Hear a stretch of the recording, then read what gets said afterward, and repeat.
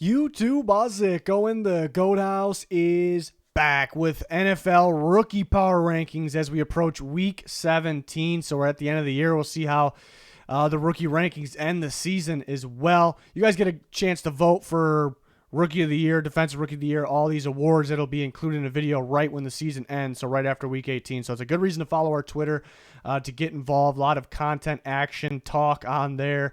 Like, subscribe to notifications on full NFL coverage here. We got full playoff coverage. Cannot wait for all that content. Join us. Link down below for anything you're looking for. We got recent videos pinned in the comments as well. But again, very important to check out that Twitter.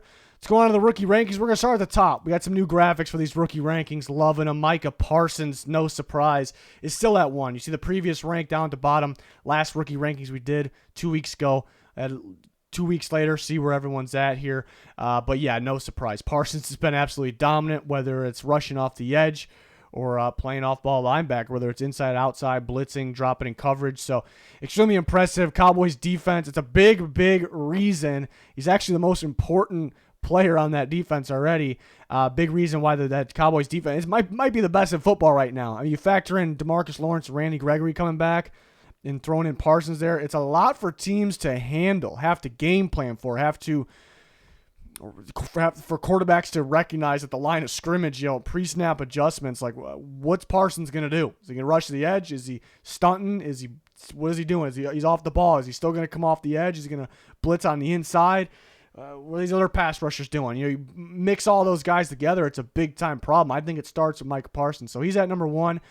Number 2, JaMarr Chase making his way back up. When we started the rookie rankings, he was towards the top there, at the top. And he was staying up there for a little bit. And then it kind of had a stretch where went a little cold, I suppose, but really picking it up again. Just a big play guy, whether it's downfield or even underneath now too. So you just see the big playability, big reason for the Bengals offense picking it up as we get in the most important time of the year here. So he was previously ranked 4 because he was kind of in that stretch where hasn't been playing too well, but you could see start to pick up again. But most recent game against the Ravens had himself a big-time ball game there. A lot of those receivers did. So he's back up to 2. We have a battle for the top receiver in the draft class. Jaydon Waddle has made himself up to 3. Starts the year slow, obviously, but really consistent. Like, he's the guy of that offense right now. Helps that Tua is picking it up as well. But you see, he was ranked 8 2 weeks ago when we did this. So add 2 more weeks of play in here, and he's up to 3. Just super consistent, chasing that record with JaMarr Chase there, 2 and 3. It's a battle. But I like, because we know Waddle is kind of a deep threat. Take the top off the defense, speedster, get downfield. But they've been getting him across the middle of the field, slant, post, on anything underneath, comeback, anything underneath, and run after the catch is fantastic, which isn't a surprise, but kind of a do-it-all guy. Just gets open, and that's the most important thing when it comes to receivers. So he's at 3. Again, it's interesting with the receiver battle, 2-3 here. 4, Rashawn Slater, I think, has been the best tackle. Was my best tackle going into the draft. I think still is. He did miss a game 2 weeks ago, so he did move down a little bit. Those receivers really taking off, hitting stride here, so that helped as well. But Slater's been fantastic protecting Herbert, been a big piece, addition to that Chargers offensive line, which is obviously very important to anybody, but to protecting their franchise piece, Justin Herbert. Slater's a franchise piece as well. 5, Creed Humphrey. Could argue that maybe he's at the top in terms of the center list in the entire NFL. Just been super consistent there. It's not like tackle. You ask a lot more in pass protection, much tougher job. But Creed Humphrey's been fantastic, especially stands out in terms of his run blocking ability. He was 6, now he's 5. Number 6, Patrick Surtain. So they kind of just swapped here, but Surtain's had a fantastic year, really started picking it up as the season went on, getting his hands on the ball. Kind of known as a lockdown guy, but is he kind of a playmaker too? So that's great news, obviously, for the Denver Broncos and their great young rookie corner, potential star corner here very soon. So he's been fantastic. Broncos defense has been very good second half of the year. I've seen something where they allowed less points than the year they won the Super Bowl, which that defense was dominant. So Surtain, big piece of that, even as a rookie. Number 7, Mac Jones. So Mac Jones fell down a little bit.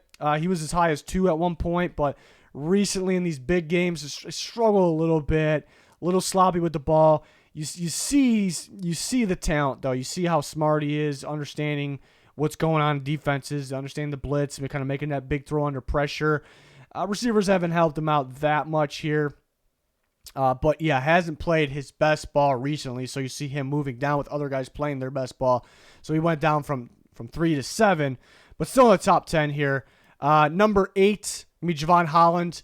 Out of the last 2 games, he did miss one. He was on the reserve list last game against the Saints. Played well for them, but yeah, he's been fantastic. One of my favorite rookies, just based on how he played. How he's played, what he's done for that. We talk about Micah Parsons might be the most key piece on the Cowboys defense. Holland actually might be on the Dolphins defense because he does so much. He can play in the back end, free safety, strong safety, go in the box, blitz, big piece of that game. Attack the ball behind the line of scrimmage, downfield, sideline to sideline guy. So it's just all around ball player here. So I've loved his game. Yeah, I think just missing the game the last 2 kind of maybe hurt him a little bit, dropped down, and that's just really not his fault. But dropped down 1 spot. I've been thrilled with Javon Holland this year. Number 9, JaMarr Usukaramoa. He was towards the top and then missed a stretch of games. Obviously, that pushed him out. But then he's climbing his way back up the board. As you can see, it's just a matter of him getting back in there. Just such a key piece of the Browns, especially on crucial downs, like third down, passing downs. Rangy. Another sideline to sideline guy, chasing people down, getting in the backfield. Just a high motor, highly athletic player here. So, yeah, he's climbing back up there. Went from 14 to 9 after these last 2 weeks. So, Browns linebacker is number 9. Number 10 to me, Kyle Pitts. Kyle Pitts was in the middle. Then he kind of was towards the top of the rankings. And then he really fell back because he wasn't getting much production at all. And now he's back. So, goes from not ranked to 10 after the last 2 weeks of pretty good production. I kept saying it the whole way. It wasn't really Kyle Pitts' fault. It was more of the Falcons just getting him the ball, and it was almost it's just call plays to specifically. It's okay to call one read plays here and there, more than here and there, People kind of rip the one read play offenses, but it's actually a good thing as long as it's not every single play. If your quarterback has to be a one read, that's where it's kind of bad, But so just scheme plays for Kyle Pitts, just get him the ball, and then when they do that, he's productive like the last 2 weeks. So he's back up here. He wish the touchdown, perfect world. He wish the touchdown production was a little better, but Kyle Pitts, number 10. Good to see him back in here. We usually rank 15 here, so we'll show the rest and then in the hunt. So Javonte Williams at 11. Had an off game last game. It was just more of the Raiders stacking the box and stopping the run. Before that, he was starting to heat up, though. But he moved up 1 spot since the last time we see. Najee Harris, same thing. Pretty productive game last game. Moved up a spot. Penny Sewell moving up a couple spots here. Started maybe a little slow. He had to start the year playing left tackle. Really consistent recently, so he's making his way up. Jalen Phillips, not super productive the last couple weeks, but is leading the rookies in sacks, or after Micah Parsons, excuse me. And been very impressive more because started a little slow, but still in the top 15 because of his pass rush productivity here. Davis Mills makes the list, so we haven't had quarterbacks make the list besides Mac Jones, and we had Trevor Lawrence barely get in earlier in the year for just a week. Justin Fields was sneaking around the honorable mention. But not much action from these quarterbacks, which was supposed to be a great quarterback class, still definitely can be. But Davis Mills is the guy that gets in there, 15th ranked. He had the last couple weeks, he's played very well, very consistent. Seems like a smart quarterback. Big game against the Chargers. They put up some big points, 41 points against the Chargers. So very impressed with Davis Mills. I guess the question with him, it looks like, I don't think it's much of a question anymore, actually. It looks like the Texans could roll with him. Fine with them not chasing after a quarterback early in the draft unless the right one's there. Just try to build around Davis Mills. Let's get the whole thing right first and see if we can build something here. That makes sense to me. I guess the question is, will he ever have that flashy, big play ability? And he has big play ability, don't get me wrong, but I guess that's the question. Will he have a lot of that, which is kind of taking over the NFL?